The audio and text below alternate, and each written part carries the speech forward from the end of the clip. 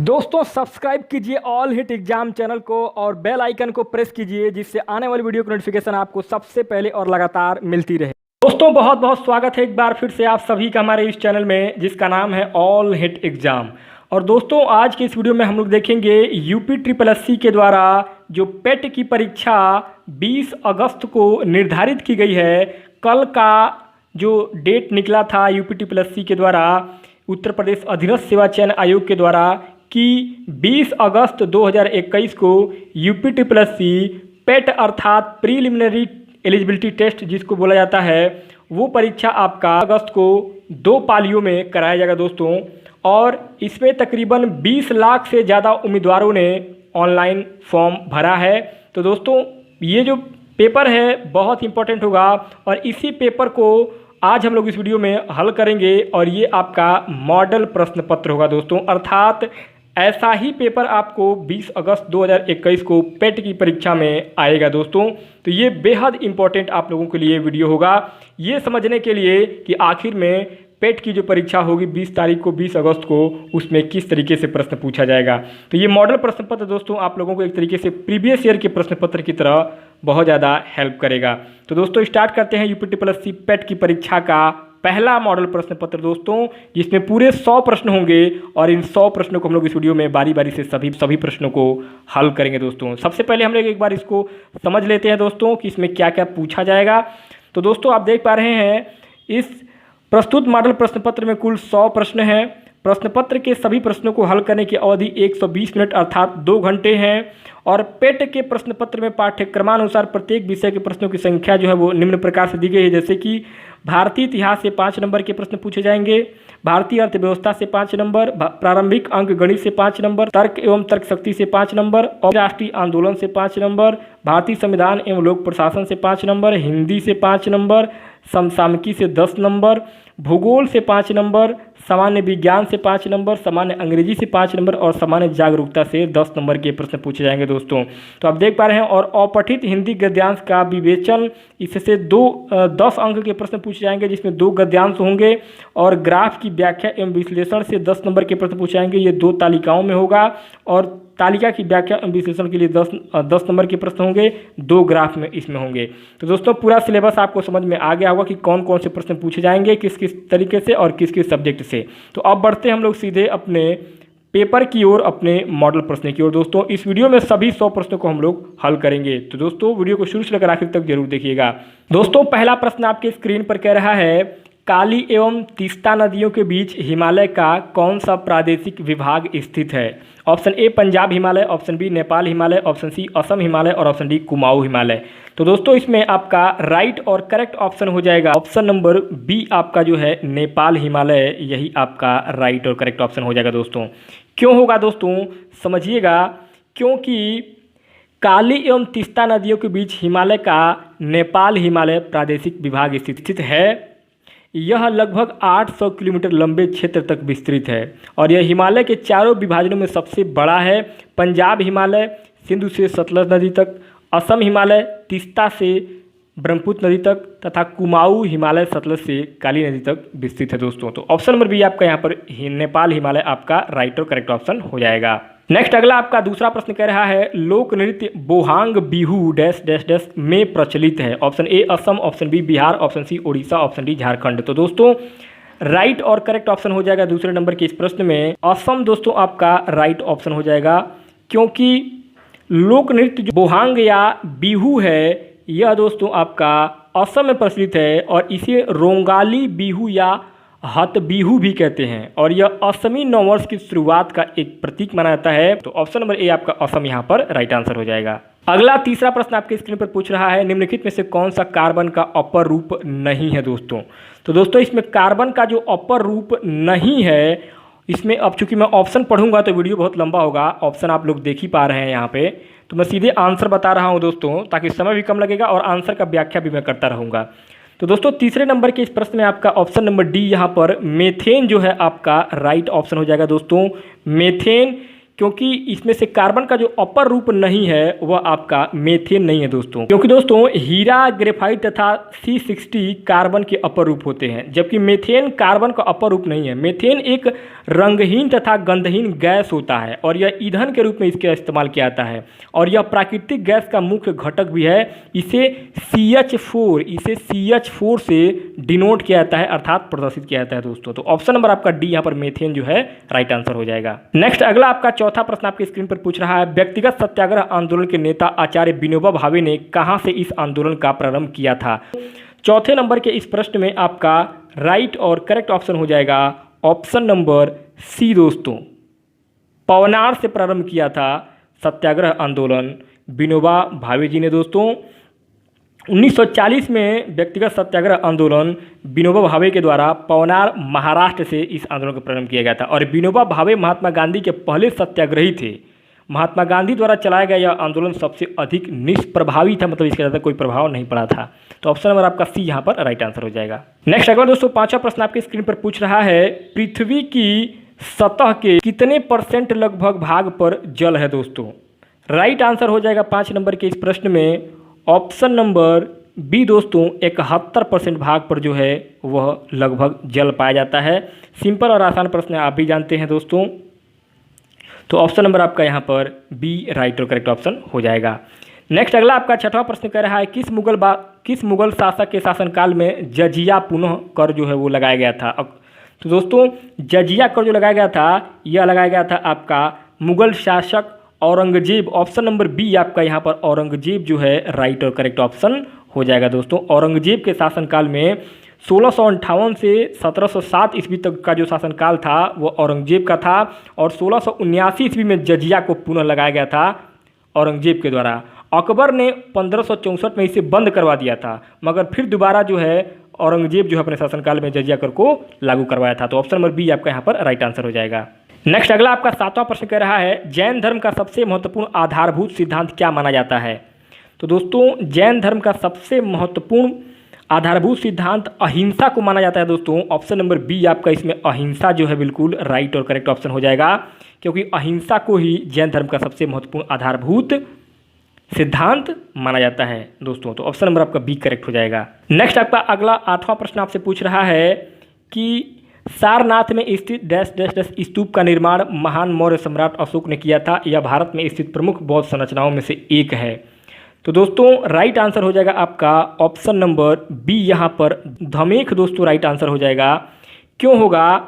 सारनाथ में स्थित धमेख स्तूप का निर्माण महान मौर्य सम्राट अशोक के द्वारा किया गया था और यह भारत में स्थित प्रमुख बौद्ध संरचनाओं में से एक है। सारनाथ वाराणसी के निकट का एक प्रमुख बौद्ध तीर्थ स्थल भी है दोस्तों। तो ऑप्शन नंबर बी आपका यहाँ पर बिल्कुल धमेख राइट आंसर हो जाएगा। अगला दोस्तों 9वां प्रश्न आपसे पूछ रहा है, संसद के सदनों को बुलाने की शक्ति किसके पास है?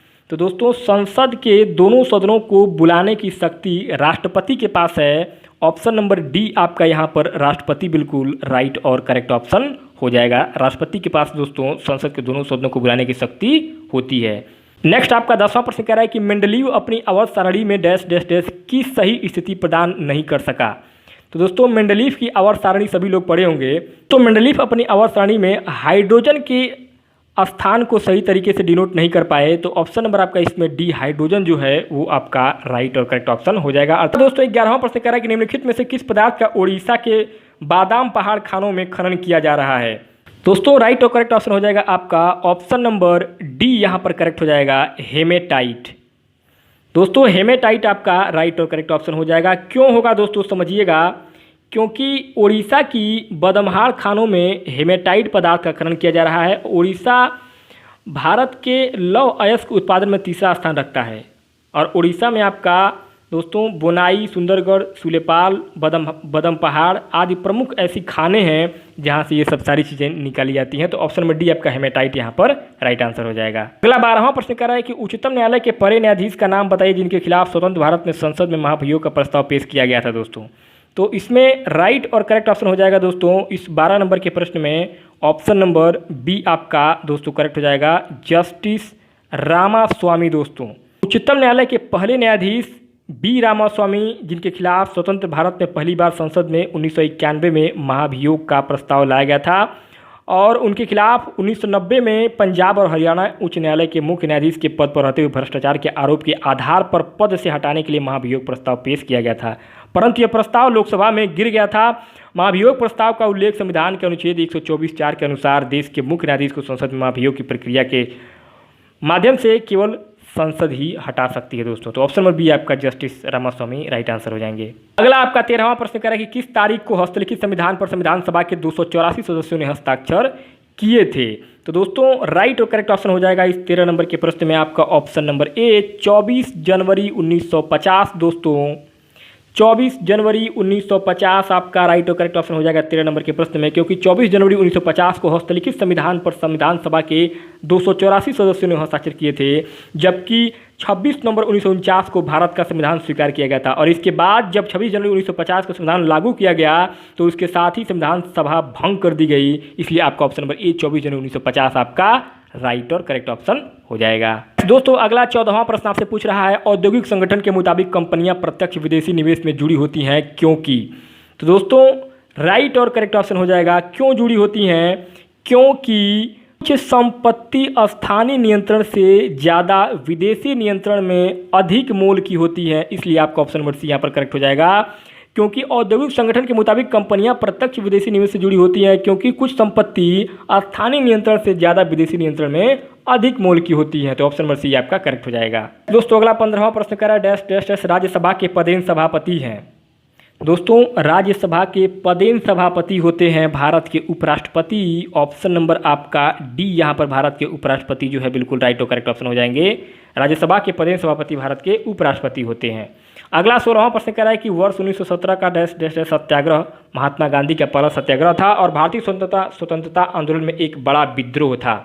तो दोस्तों ऑप्शन नंबर डी आपका ये कौन सा था, वर्ष 1917 का चंपारण, वर्ष 1917 का चंपारण सत्याग्रह महात्मा गांधी का पहला सत्याग्रह था और भारतीय स्वतंत्रता आंदोलन में एक बड़ा विद्रोह था चंपारण, इसलिए आपका ऑप्शन नंबर डी यहाँ पर चंपारण जो है बिल्कुल राइट आंसर हो जाएगा। नेक्स्ट अगला 217वां प्रश्न कह रहा है इनमें से कौन सा भारत में बैंकिंग क्षेत्र में महत्वपूर्ण सुधारों में से एक नहीं है। भारत में बैंकिंग क्षेत्र में महत्वपूर्ण सुधारों में से एक जो नहीं है वह है आपका वर्धित SLR। ऑप्शन नंबर डी आपका यहाँ पर करेक्ट और राइट आंसर हो जाएगा। अगला आपका 18वां प्रश्न कह रहा है पृथ्वी पर सबसे बड़ा महाद्वीप कौन सा है। दोस्तों पृथ्वी पर सबसे बड़ा महाद्वीप एशिया महाद्वीप है। सिंपल और साधारण प्रश्न है। ऑप्शन नंबर ए आपका यहाँ पर एशिया महाद्वीप बिल्कुल राइट और करेक्ट ऑप्शन हो जाएगा। अगला 19वां प्रश्न कह रहा है कि उत्तरी गोलार्ध में किस तिथि के आसपास उत्तर अयानांत की घटना घटित होती है। दोस्तों तो ये होता है आपका 21 जून को। ऑप्शन नंबर ए आपका यहाँ पर 21 जून राइट और करेक्ट ऑप्शन हो जाएगा।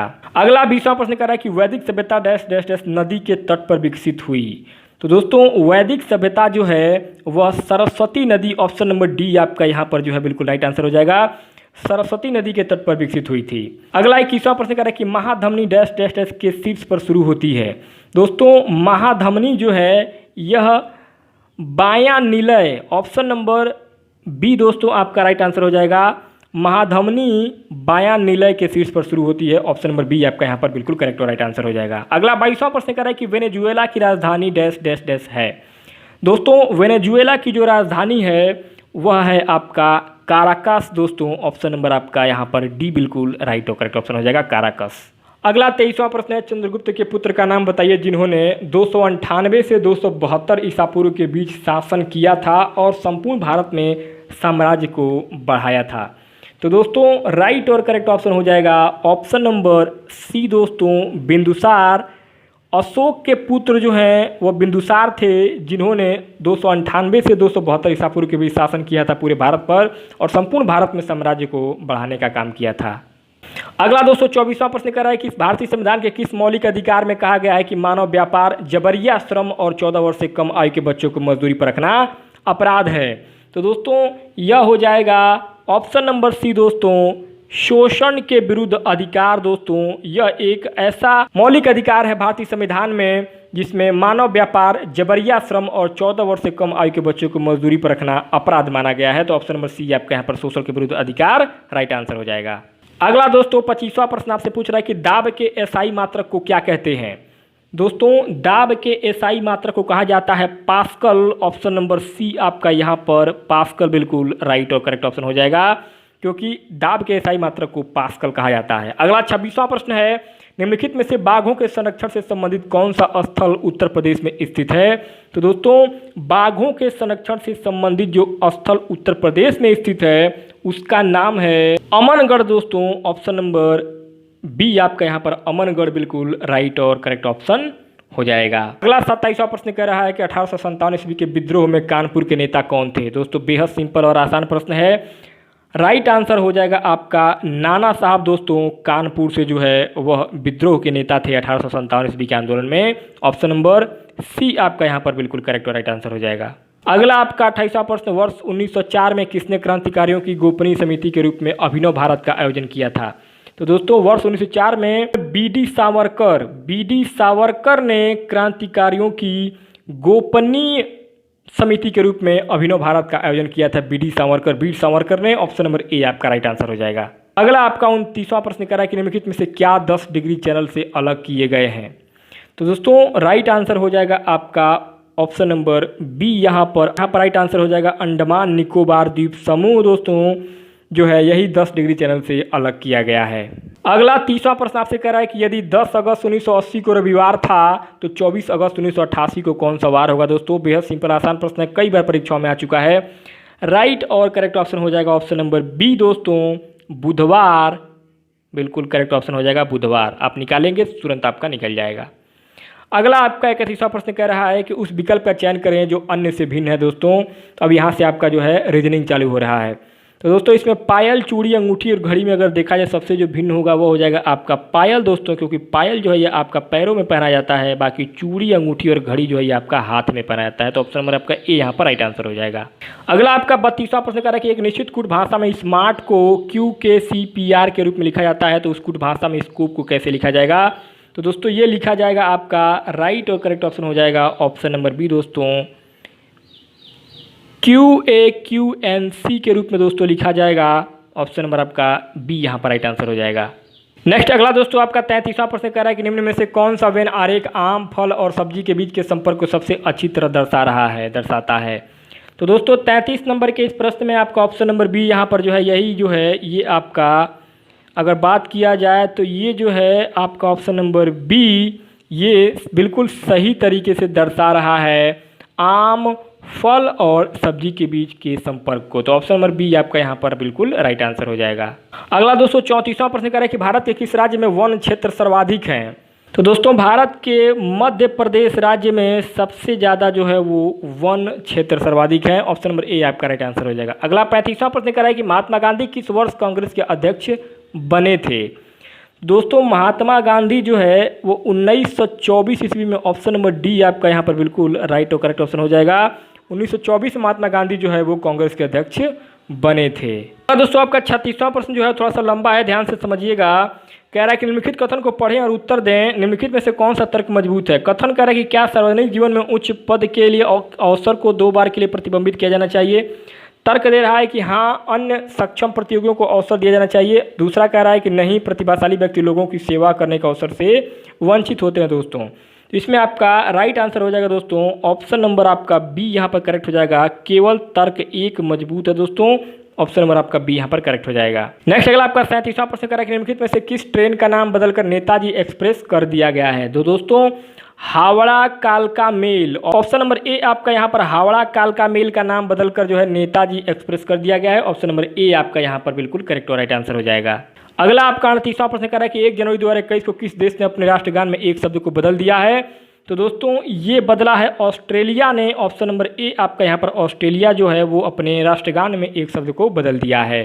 अगला आपका 39वां प्रश्न कर रहा है कि शक्ति की भौतिक मात्रा की बीमा डैश डैश डैश है। दोस्तों शक्ति की भौतिक मात्रा की जो बीमा है वह है आपका M1L2T-3। दोस्तों यही आपका जो है भौतिक मात्रा की बीमा है शक्ति की। ऑप्शन नंबर बी आपका राइट आंसर हो जाएगा। देखिए ये फिजिक्स से क्वेश्चन आया था।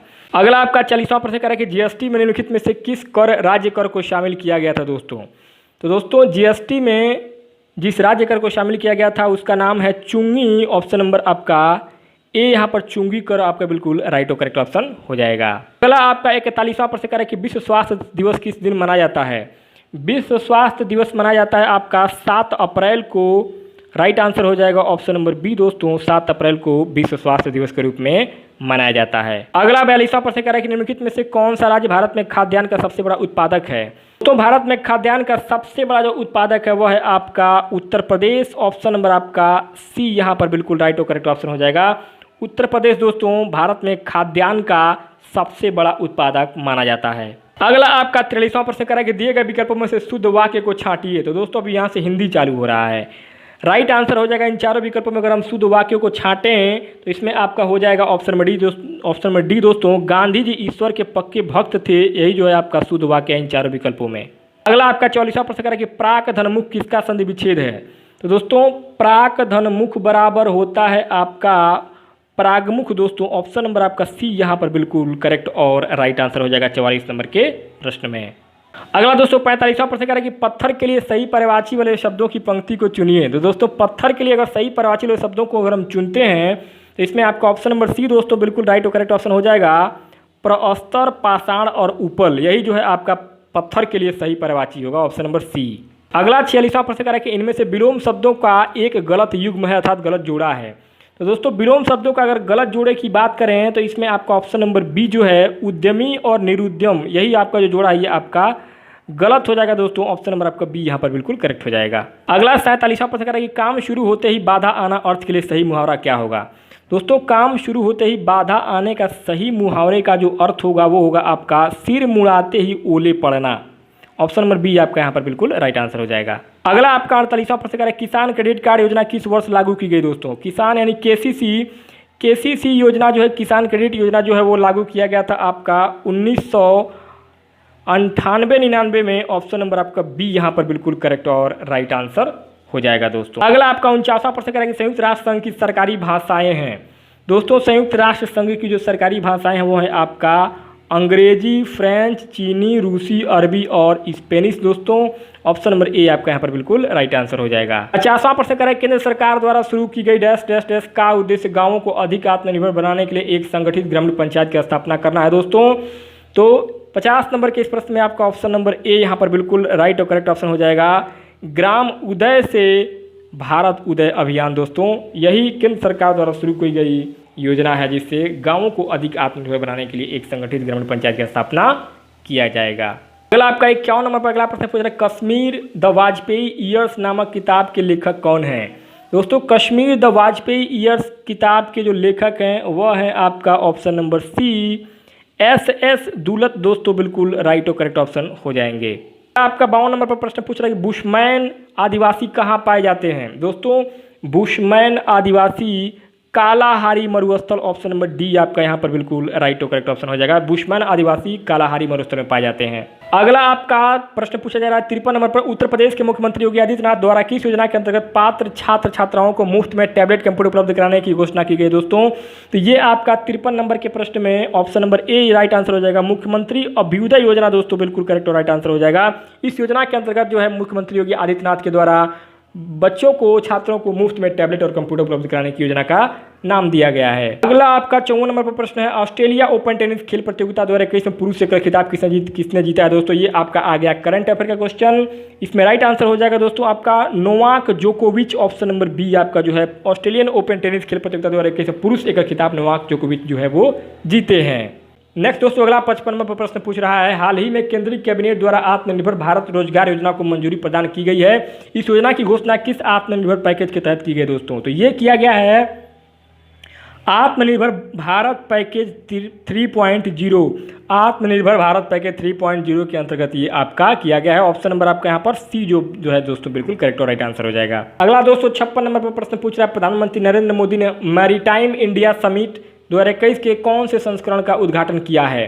तो दोस्तों राइट और करेक्ट ऑप्शन हो जाएगा ऑप्शन नंबर बी, दूसरे संस्करण का आयोजन किया है, उद्घाटन किया है। ऑप्शन नंबर बी आपका यहाँ पर राइट आंसर हो जाएगा। दोस्तों 57 नंबर पर प्रश्न पूछ रहा है 1 फरवरी 2021 को केंद्रीय वित्त मंत्री निर्मला सीतारमण ने आम बजट 2021-22 को लैपटॉप द्वारा पढ़कर पेश किया। बजट के इतिहास में यह पहली बार है जब संपूर्ण बजट डिजिटल फॉर्म में उपलब्ध किया गया। इस बजट को कोई भी व्यक्ति ऐप के द्वारा देख सकता है। वह ऐप का नाम क्या है दोस्तों। उस ऐप का नाम है मेरे मित्रों union budget app. Option number आपका बी यहाँ पर बिल्कुल राइट और करेक्ट ऑप्शन हो जाएगा। दोस्तों 58 नंबर प्रश्न पूछ रहा है काजा कलास किस देश की पहली महिला प्रधानमंत्री बनी है। दोस्तों काजा कलास जो है दोस्तों ये एस्टोनिया की पहली महिला प्रधानमंत्री बनी है, काजा कलास। ऑप्शन नंबर आपका ए यहाँ पर एस्टोनिया बिल्कुल राइट आंसर हो जाएगा। तो दोस्तों कुछ इस प्रकार से जो है प्रश्न पूछे जाएंगे यूपी पेट की परीक्षा में। अगला आपका 59वां प्रश्न है, 72वें गणतंत्र दिवस 2021 में प्रस्तुत झांकियों में से किस राज्य की झांकी को प्रथम स्थान प्राप्त हुआ है दोस्तों? उत्तर प्रदेश दोस्तों राइट आंसर हो जाएगा। उत्तर प्रदेश 72वें गणतंत्र दिवस 2021 में प्रस्तुत झांकियों में उत्तर प्रदेश राज्य की झांकी को प्रथम स्थान प्राप्त हुआ है। ऑप्शन नंबर डी आपका उत्तर प्रदेश राइट आंसर हो जाएगा। अगला 260 नंबर प्रश्न है, हाल ही में किस महान शास्त्रीय गायक का 89 वर्ष की आयु में निधन हो गया, जिन्हें वर्ष 2018 में पद्म विभूषण से सम्मानित किया गया था? तो राइट और करेक्ट ऑप्शन हो जाएगा दोस्तों ऑप्शन नंबर ए आपका Ghulam Mustafa Khan. Option number A आपका बिल्कुल करेक्ट और राइट आंसर हो जाएगा। अब दोस्तों 61 नंबर प्रश्न जो आ रहा है वो आपका अंग्रेजी भाषा का आ रहा है। Find out the wrongly spelled word, अर्थात गलत तरीके से जो वर्ड लिखा गया है जिसकी स्पेलिंग गलत है वो आपको बताना है।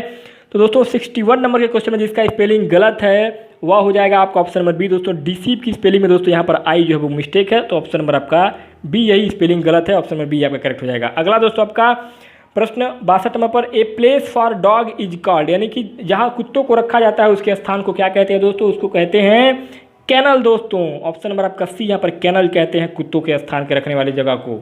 अब दोस्तों यहाँ आपका डायरेक्शन दिया जा रहा है क्वेश्चन नंबर 63 से 65 यानी कि 63 से 65 तक के जो प्रश्न होंगे उसके लिए आपको निर्देश दिया जा रहा है कि read the following passage carefully and answer the question given below, यानी कि पहले इस पैसेज को पढ़िए और पैसेज को पढ़ने के बाद से इसका आंसर दीजिए दोस्तों।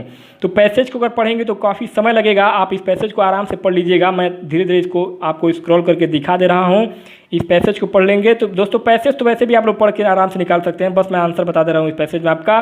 दोस्तों प्रश्न पूछ रहा है कि why did bill 6 utter a yell of terror दोस्तों? तो राइट आंसर हो जाएगा इस पैसेज के हिसाब से ऑप्शन नंबर सी दोस्तों करेक्ट हो जाएगा। ही सॉ द हॉन्टिंग आई, यानी कि उन्होंने देखा एक ऐसी शिकारी वाली आंखें। ऑप्शन नंबर आपका सी यहाँ पर बिल्कुल राइट आंसर हो जाएगा। अगला दोस्तों आपका 64 का रहा है कि what was found close by Bill Sikes दोस्तों?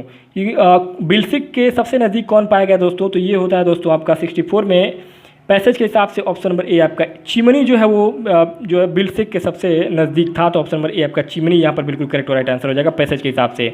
अगला 65 का रहा है कि where did bill 6 want to drop दोस्तों? 5 नंबर क्वेश्चन में आपका राइट आंसर हो जाएगा ऑप्शन नंबर ए दोस्तों इन टू ए क्रिक दोस्तों। ऑप्शन नंबर ए आपका करेक्ट और राइट आंसर हो जाएगा। अब दोस्तों यहाँ से आपका 66 नंबर से क्वेश्चन स्टार्ट हो रहा है मैथ का, गणित का। 17 पर पावर 200 है को 8 से विभाजित करने पर शेषफल क्या होगा दोस्तों? तो इसको हम हल करेंगे तो 66 नंबर के क्वेश्चन में आपका ऑप्शन नंबर डी यहाँ पर बिल्कुल राइट आंसर हो जाएगा। क्या? 1। 67 नंबर जो मैथ का क्वेश्चन है वो कह रहा है कि 1 + 2/3 + 1 + 2/1 + 2 का मान क्या होगा दोस्तों? इसको हम हल करेंगे अगर 67 नंबर के क्वेश्चन को, तो ऑप्शन नंबर आपका सी यहाँ पर बिल्कुल राइट और करेक्ट ऑप्शन हो जाएगा 21/11। अगला आपका 68 कह रहा है कि 25 क्रमागत समपूर्णांकों का औसत 55 है, इन पूर्णांकों की सर्वोच्च संख्या क्या होगी दोस्तों? तो हल करेंगे 68 नंबर क्वेश्चन को, तो आपका इसमें राइट आंसर हो जाएगा आपका 79। ऑप्शन नंबर ए आपका यहाँ पर करेक्ट और राइट आंसर हो जाएगा। अगला आपका 69 कह रहा है 1.27 स्क्वायर माइनस 1.05 स्क्वायर अपान 0.22 का मान क्या होगा दोस्तों?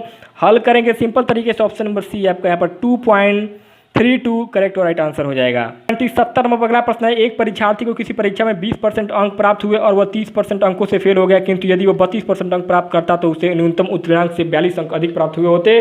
उत्तीर्णांकों की परसेंटेज ज्ञात करिए दोस्तों, प्रतिशतता ज्ञात करें दोस्तों। तो राइट आंसर हो जाएगा अगर इसको हल करेंगे 70 नंबर के प्रश्न को, ऑप्शन नंबर बी आपका 25% बिल्कुल करेक्ट और राइट आंसर निकल करके सामने आ जाएगा। दोस्तों आपका जो प्रश्न है 71 से 75 तक वो हिंदी का है और इसमें गद्यांश के आधार पर प्रश्नों को आपको बताना है दोस्तों। तो हिंदी के गद्यांश अगर हम पढ़ेंगे तो समय लगेगा, आप इसको आराम से पढ़ लीजिएगा। एक संस्कृति व्यक्ति के किसी नई चीज़ को खोज करता है किंतु उसकी संतान को अपने पूर्वज से अनायास ही प्राप्त हो जाती है दोस्तों। इस तरीके से हम पैसेज को पढ़ेंगे और पैसेज को पढ़ने के बाद दोस्तों जो है इस गद्यांश को पढ़ेंगे। गद्यांश को पढ़ने के बाद दोस्तों आपका 71 नंबर पर जो प्रश्न पूछा जा रहा है इस गद्यांश से कि संस्कृति वह योग्यता है जो, दोस्तों संस्कृति वह योग्यता है जो उपयुक्त सभी राइट आंसर हो जाएगा, अर्थात नवीन आविष्कार भी कराती है, नवीन खोज भी कराती है, सर्वोच्च त्याग भी कराती है। तो ऑप्शन नंबर आपका डी यहाँ पर राइट और करेक्ट ऑप्शन हो जाएगा। किसके अनुसार? गद्यांश के अनुसार। जो भी आंसर आपको देना है वो गद्यांश के अनुसार देना है। अगला आपका 72 में प्रश्न पूछ रहा है गुरुत्वाकर्षण का सिद्धांत विज्ञान की किस शाखा से संबंधित है? दोस्तों गुरुत्वाकर्षण का जो सिद्धांत है वह है आपका भौतिक विज्ञान से। ऑप्शन नंबर आपका सी यहाँ पर बिल्कुल राइट और करेक्ट ऑप्शन हो जाएगा। आपका 73 का है कि रूस का भाग विधाता किसे कहा जाता है? दोस्तों रूस का भाग विधाता कहा जाता है लेनिन को। ऑप्शन नंबर आपका यहाँ पर ए लेनिन बिल्कुल राइट और करेक्ट ऑप्शन हो जाएंगे। 74 कह रहा है कार्ल मार्क्स ने किसे सुखी देखने का स्वप्न देखा। दोस्तों कार्ल मार्क्स ने देखा था मजदूरों को सुखी होने का। ऑप्शन नंबर आपका सी यहाँ पर बिल्कुल राइट और करेक्ट ऑप्शन हो जाएगा। अगला 75 कह रहा है कि सिद्धार्थ ने अपना घर क्यों त्याग दिया। दोस्तों सिद्धार्थ ने अपना घर त्याग दिया पैसेज के हिसाब से मानवता के सुख के लिए। ऑप्शन नंबर आपका सी यहाँ पर बिल्कुल राइट आंसर हो जाएगा। अब दोस्तों 76 से 80 तक के जो प्रश्न होंगे उसके लिए भी गद्यांश को आपको पढ़ना है और गद्यांश पढ़ करके आपको आंसर बताना है। बेहद सिंपल और आसान होता है दोस्तों गद्यांश में से पढ़ करके आंसर बताना। भारत का गौरव बढ़ाने वाले महानुभाव में रविन्द्रनाथ टैगोर का स्थान अग्रगण्य है। इसी तरीके से पूरा ये पैसेज दिया गया है। इस पैसेज को हम लोग पढ़ लेंगे, आप लोग पढ़ लीजिएगा। और इसके बाद दोस्तों हम सीधे बढ़ेंगे अपने प्रश्न और उत्तर की ओर। प्रश्न पूछ रहा है कि जनगण मन राष्ट्रगान के रचनाकार कौन है। बेहद सिंपल और आसान प्रश्न है दोस्तों। ऑप्शन नंबर ए आपका रविन्द्रनाथ टैगोर के द्वारा जो है वो जनगण मन राष्ट्रगान को लिखा गया था। अगला दोस्तों आपका 77 कह रहा है कि नाइटहुड की उपाधि रविन्द्रनाथ टैगोर ने क्यों लौटाई थी। दोस्तों तो नाइटहुड की जो उपाधि अंग्रेजों को द्वारा दी गई थी उसको लौटाया था उन्होंने। जलियांवाला बाग हत्याकांड होने के बाद दोस्तों रविन्द्रनाथ टैगोर ने उपाधि को लौटा दिया था क्योंकि बहुत बड़ा नरसंहार हुआ था। अगला दोस्तों आपका जो प्रश्न है 78 नंबर पर रविन्द्रनाथ टैगोर की कौन सी रचना को नोबेल पुरस्कार प्राप्त हुआ था। दोस्तों तो ये हुआ था गीतांजलि जो रचना है यही आपका जो है नोबेल पुरस्कार इसी से प्राप्त हुआ था रविन्द्रनाथ टैगोर को गीतांजलि से। ऑप्शन नंबर आपका डी करेक्ट हो जाएगा। अगला दोस्तों आपका 79 कह रहा है 79 नंबर पर रविन्द्रनाथ टैगोर का जन्म कब और कहाँ हुआ था। दोस्तों रविन्द्रनाथ टैगोर का जन्म हुआ था मेरे मित्रों 7 मई 1861 में कलकत्ता में। ऑप्शन नंबर आपका ए यहाँ पर बिल्कुल राइट और करेक्ट ऑप्शन हो जाएगा। इसी नंबर पर अगला प्रश्न रविन्द्रनाथ टैगोर के पिता कौन से समाज के नेता थे। दोस्तों तो रविन्द्रनाथ टैगोर के पिताजी जो है वो ब्रह्म समाज के नेता थे। ऑप्शन नंबर आपका ए यहाँ पर बिल्कुल ब्रह्म समाज राइट आंसर हो जाएगा। अब दोस्तों यहाँ से 81 से 85 तक के जो प्रश्न होंगे वो ग्राफ से होंगे। इस सारणी को ध्यानपूर्वक पढ़ना है। 6 विद्यार्थियों द्वारा 6 विषयों में प्राप्तांकों का परसेंटेज जो है वो कुछ इस प्रकार से आप देख पा रहे हैं।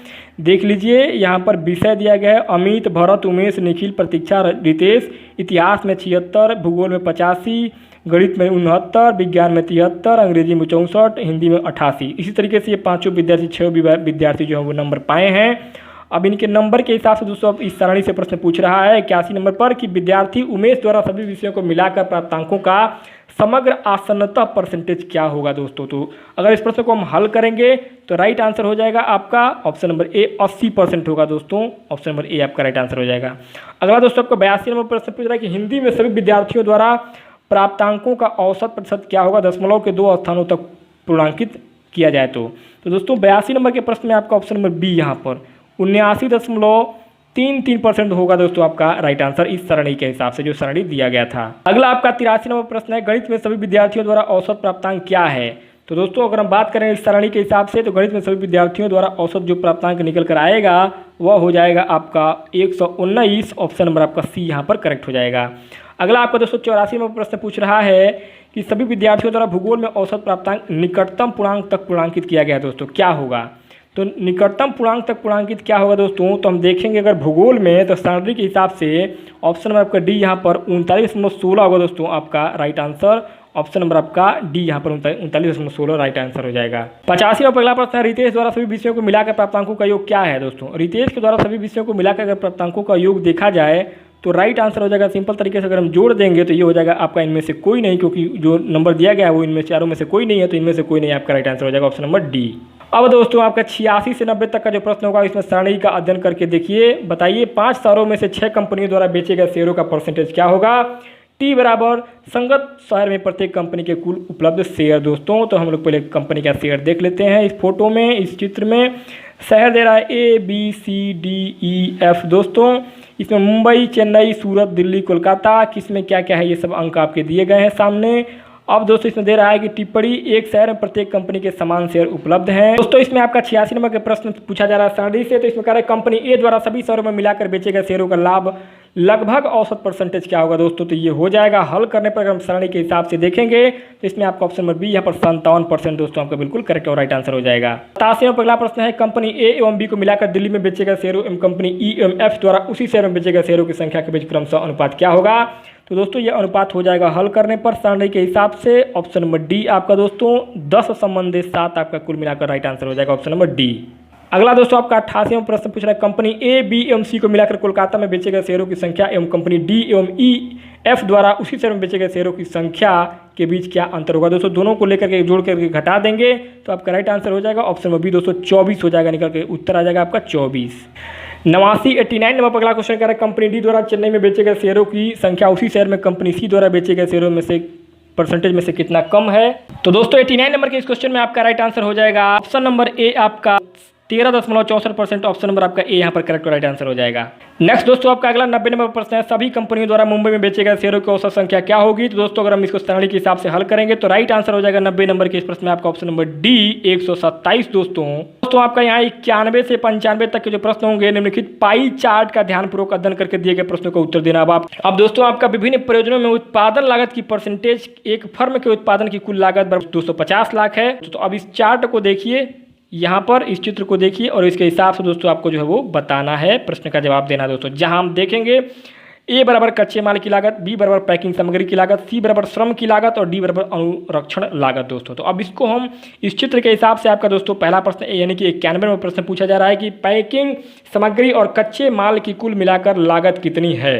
तो दोस्तों अगर हम इस चित्र के हिसाब से अगर देखेंगे तो राइट आंसर हो जाएगा आपका टोटल 162.5 लाख रुपया दोस्तों। 92 नंबर पर प्रश्न है यदि कुल अनुरक्षण लागत 12.5 लाख से बढ़ाकर 50 लाख हो जाती है तो अनुरक्षण लागत में वृद्धि की परसेंटेज क्या होगी।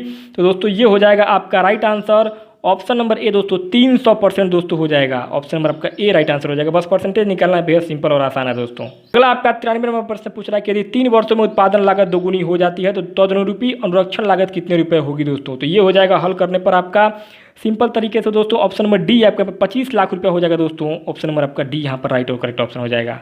अगला दोस्तों आपका 94 नंबर प्रश्न है यदि उत्पादन वर्तमान लागत का 5 गुना बढ़ जाता है तो लागत वृद्धि की परसेंटेज प्रतिशतता क्या होगी।